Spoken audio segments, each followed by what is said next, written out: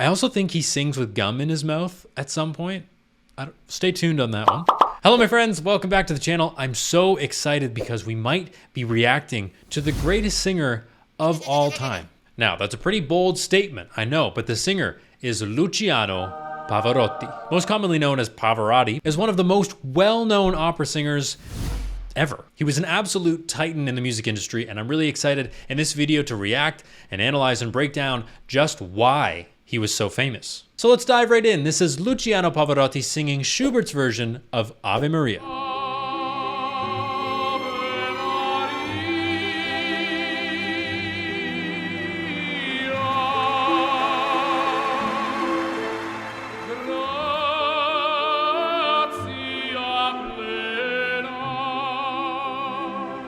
One of the most famous musical lines ever, sung by one of the most famous singers ever.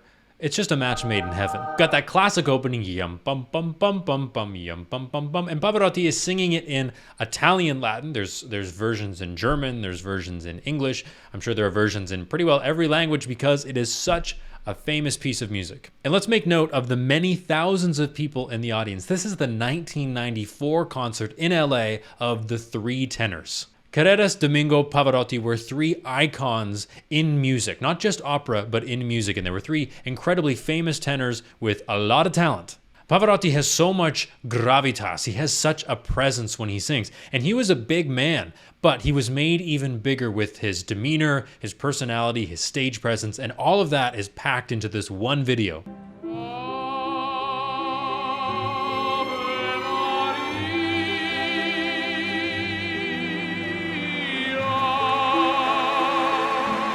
What you'll notice throughout this video is that Pavarotti keeps a very, very still tongue. That is so important if you want to sing consistent vowels, and he is an absolute master of this. Italian and Latin are both very vowel-based languages, and Pavarotti sings so consistently because he's essentially going from vowel to vowel and just sprinkling in some consonants along the way. So really listen to how long his vowels are because it'll blow your mind.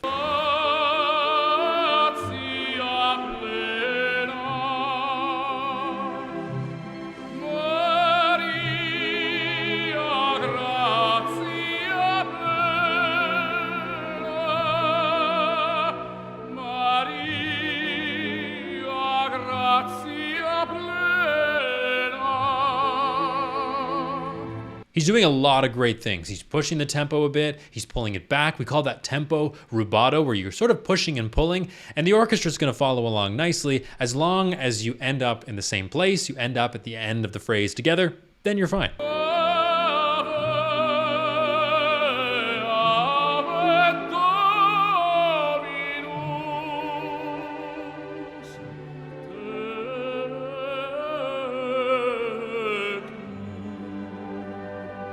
Right there on the word tecum, tecum. He's hardly moving his mouth at all. He's slightly rounding his lips. And so if you want to find that same consistency in your singing, think about the vowel in your mouth. All you have to do to change between the different vowels, I, E, A, O, U, are slight changes in the mouth. You might have to move your tongue a little bit. You might have to move your lips a bit. And that's why he's singing so consistently.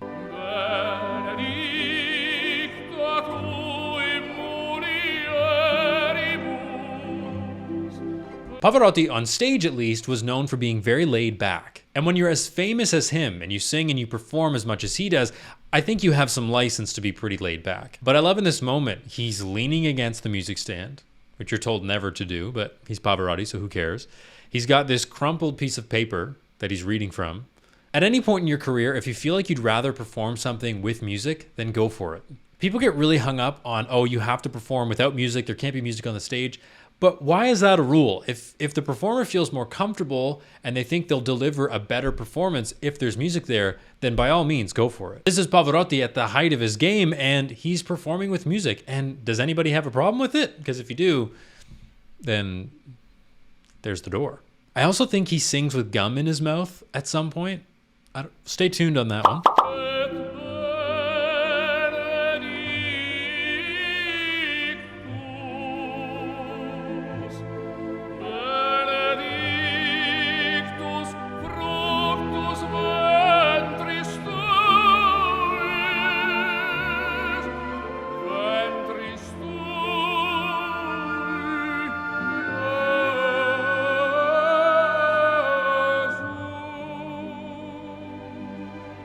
Let's look at his upper body first. If you look at his shoulders, they hardly ever move.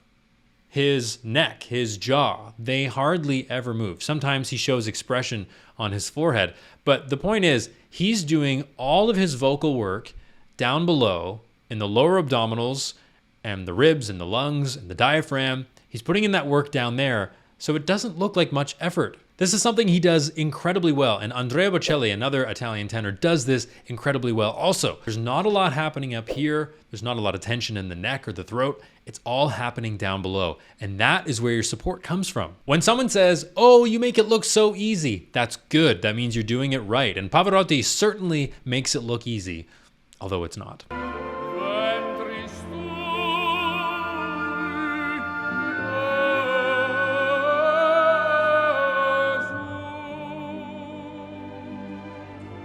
If we look at his tongue on the word Jesus, he's going more, yeah. It's more of an open E, so like the word let. And then when he sings the us part, all he's doing is rounding his lips. Yeah. He's not changing the space in his mouth. Again, that's why he sounds so consistent and sounds so good all the time, because he's creating the space in his mouth. And then when he needs to change vowels, he makes a very, very slight adjustment. And that is so important for singing. I teach all of my students that exact technique. And it's not difficult. We just have to actively think about it, and then eventually over time, it becomes a good habit.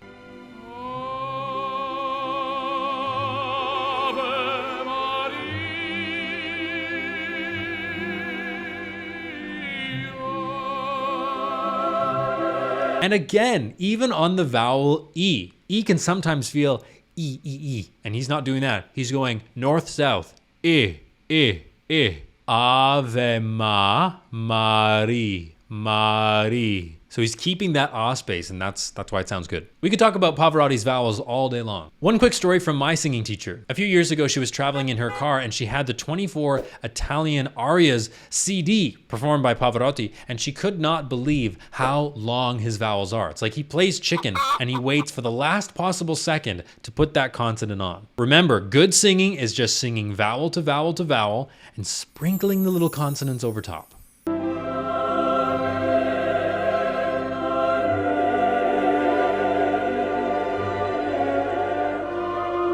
Quick appearance by this small women's ensemble. That's a lot of pressure to sing with Pavarotti. I'd be pretty nervous about that one.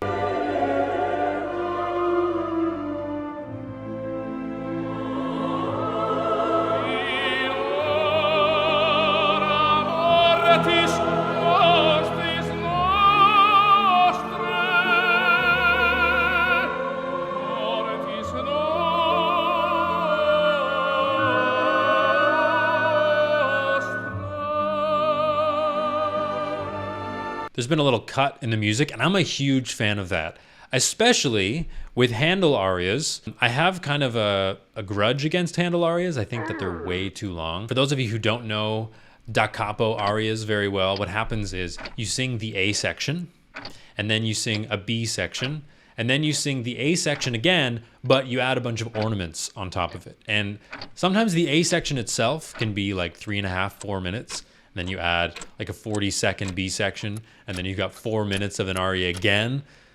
It's exhausting. Don't be afraid to cut things a little bit shorter. It might make your audience like you a little bit more.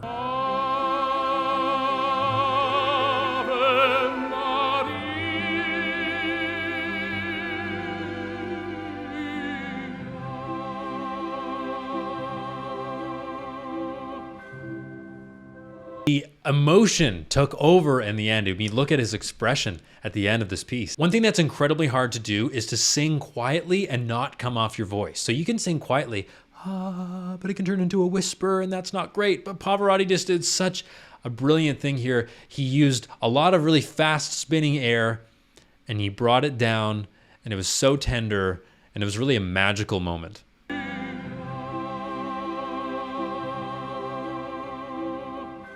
So what he did there is he just closed his mouth a bit. Ave Maria.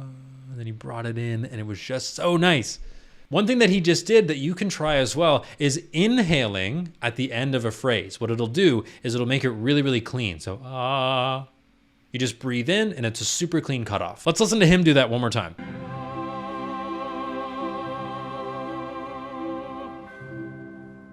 That's it for today's video, my friends. If you enjoyed it, please like and subscribe. And if you want to watch more, you can click the video that's going to pop up on your screen in just a moment. Thank you very much, and I'll see you in the next video.